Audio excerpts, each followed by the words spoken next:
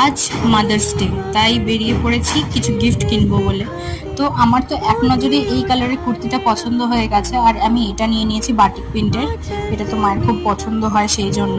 আর তারপরে গিয়েছিলাম মিও মোড়ে, আর এত ভিড় না, ওখানে কেক নিয়ে আস্তে আস্তে মাথা খারাপ হয়ে গেছে। তারপরে দোকানে এসে আমরা সেটাকে ভালো করে প্যাকিং করছিলাম, দুটো গিফটকেই, যাতে ঠিকঠাকভাবে দিতে পারি।